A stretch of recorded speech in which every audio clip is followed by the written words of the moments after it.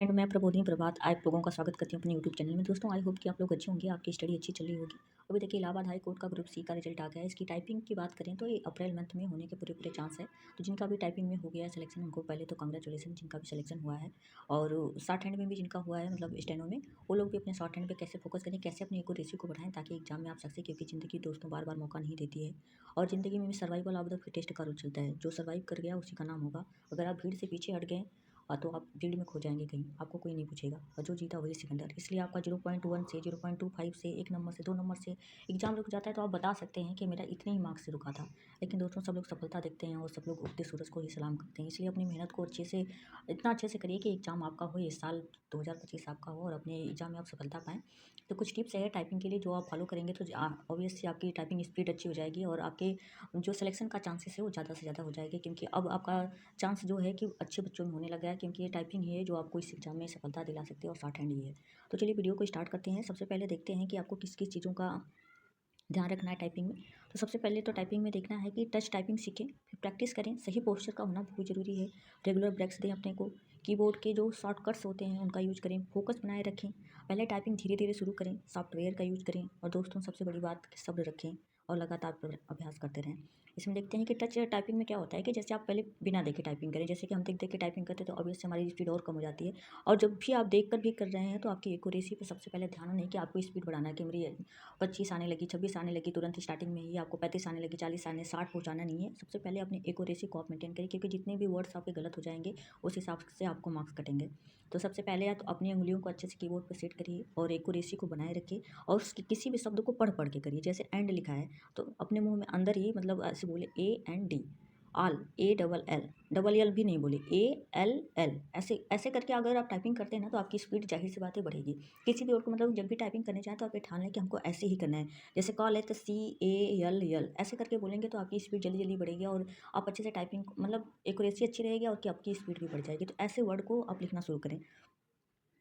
पहली बात, एक्यूरेसी को मेंटेन करने के लिए बार बार मत देखिए कि वो गलत हो गया, गलत हो गया। ठीक है, गलत हो जा रहा है स्टार्टिंग में एक दो, लेकिन आप बोल के करेंगे तो आपकी गलती होने के बहुत कम चांस रहेंगे। जैसे आप हर चीज़ को, जैसे बोर्ड लिखा है तो BOARD ऐसे करके लिखेंगे तो टाइपिंग स्पीड आपकी बढ़ेगी। हर वर्ड को, एक एक वर्ड को बोल के लिखिए। एंड है तो जहाँ भी डबल एल है तो डबल एल मत बोलिए, उसको LL बोलिए। ए बोलिए, बी बोलिए। ऐसे बोल के करेंगे तो आपका टाइपिंग स्पीड बढ़ जाएगा और आप बिना देखे टाइप कर सकते हैं।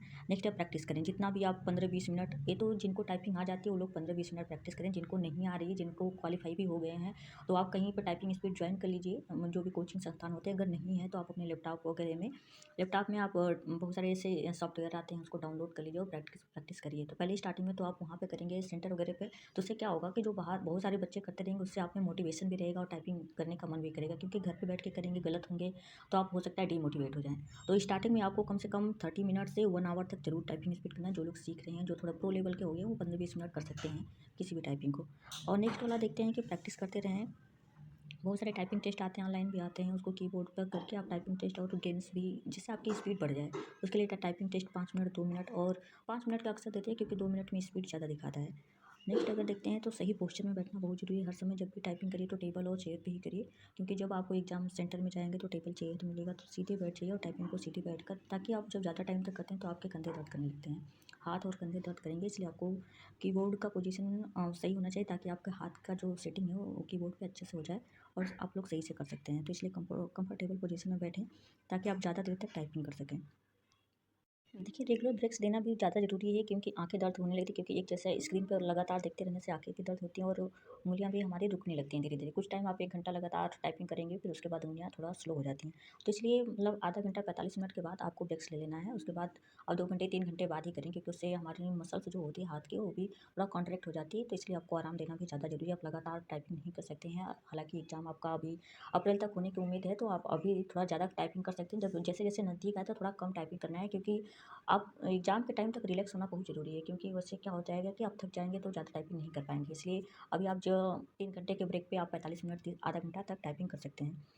अब कीबोर्ड के जितने भी शॉर्टकट्स होते हैं, जैसे देखिए इसमें कंट्रोल C, और जो आपका आता है उसमें बार बार हाथों को क्या करना है कि हाथ को आपको कीबोर्ड से उठाना पड़ेगा। तो शॉर्टकट जितने भी हैं उनका अच्छे से कुछ हैं, जैसे कंट्रोल सी के अलावा भी कंट्रोल एफ है, कंट्रोल मतलब आल है। ऐसे तो कंट्रोल आल का कोई ज़रूरत नहीं पड़ेगी। इसमें शॉर्टकट जैसे जिससे वर्ड्स बनते हैं, जैसे छतरी बनता है, KSH कैसे बनेगा, और बाकी जो कामा वाले होते हैं, क्वेश्चन मार्क्स होते हैं, ऐसे शॉर्टकट्स के लिए आप ज़्यादा से ज़्यादा जहाँ पे अल्ट का प्रयोग करके किया जाता है, तो जहाँ बार बार उंगली उठाना है हमारा, वहाँ पे आप उस शिफ्ट को दबा के जहाँ करना है वहाँ पे आप अपनी प्रैक्टिस को ज़्यादा से ज़्यादा करें, क्योंकि जब से आप कीबोर्ड से थोड़ा सा भी हाथ को इधर उधर हटाएंगे आपकी स्पीड ऑलरेडी कम हो जाएगी। तो इसी ना शिफ्ट के साथ और जहाँ भी आपको अल्टा दबाना है वैसी चीज़ों को आप कर सकते हैं।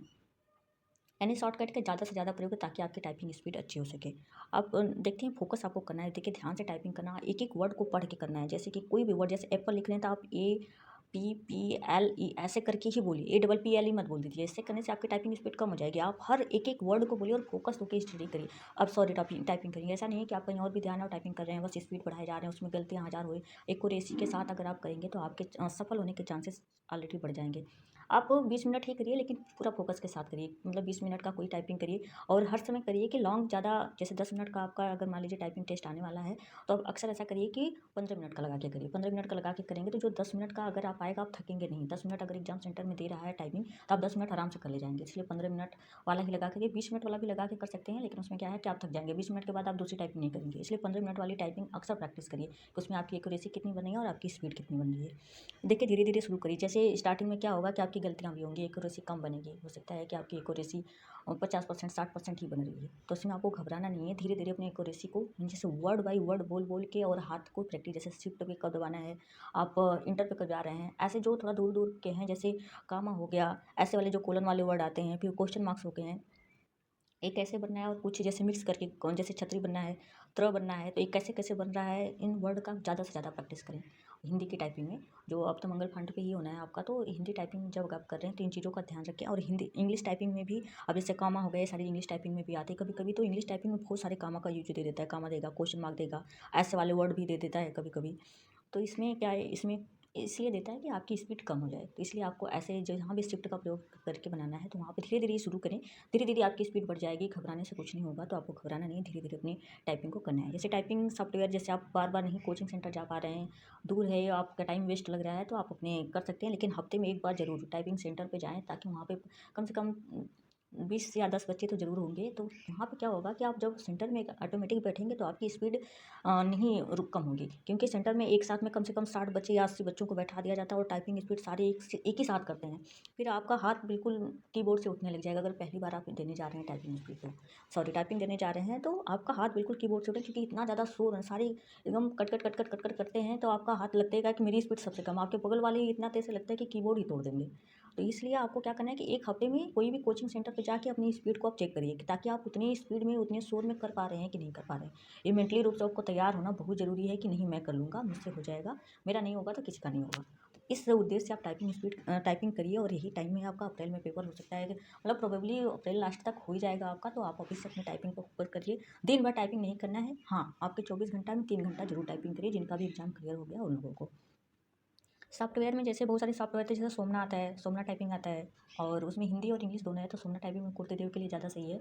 अगर मंगल पांड करें तो आप टाइपिंग मास्टर कर सकते हैं। टाइपिंग मास्टर अच्छा है, टाइपिंग मास्टर से कर सकते हैं। ऑनलाइन टेस्ट दे सकते हैं बहुत सारे, ऐसे ऑनलाइन ऐसे ही डाल देंगे तो ऑनलाइन भी आप दे सकते हैं टाइपिंग। तो 2-3 सॉफ्टवेयर, जैसे सोमना हो गया, टाइपिंग मास्टर हो गया, इससे आप अपनी स्पीड चेक कर सकते हैं, क्योंकि देखिए टाइपिंग मास्टर भी क्या है, स्पीड ज़्यादा बताता है।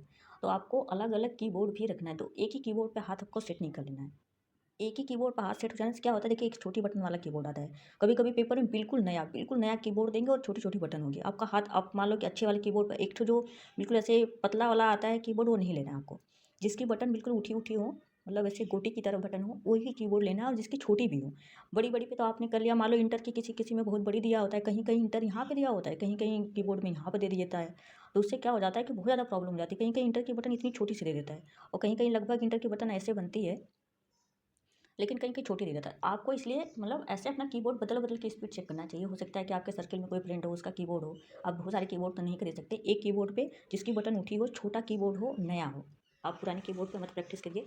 उससे क्या होगा कि एग्जाम में बहुत ही नया कीबोर्ड देते हैं, क्योंकि वो जैसे आप एक वर्ड टाइप करेंगे, दूसरा वर्ड आपका गलत होने के चांस है, क्योंकि वो उतना स्मूथ चलता है। अक्सर नया ही देते हैं कीबोर्ड। तो आपको इस चीज़ों का ध्यान रखना है। कोचिंग सेंटर में जाके अलग अलग कीबोर्ड पे करिए। वहाँ कोचिंग सेंटर में भी जाइए, तो नहीं कि एक ही डेस्क पे बैठ के वहीं पे जाके हर समय करें। अलग अलग कीबोर्ड पे अपने आप को प्रैक्टिस करते रहिए। बस 1 ही 2 महीना आपको प्रैक्टिस करना है। आई होप कि आपका सिलेक्शन जरूर हो जाएगा। और सब्र रखना बहुत ज़रूरी है दोस्तों, क्योंकि हर चीज़ में टाइम लगता है। आपको घबराना नहीं है।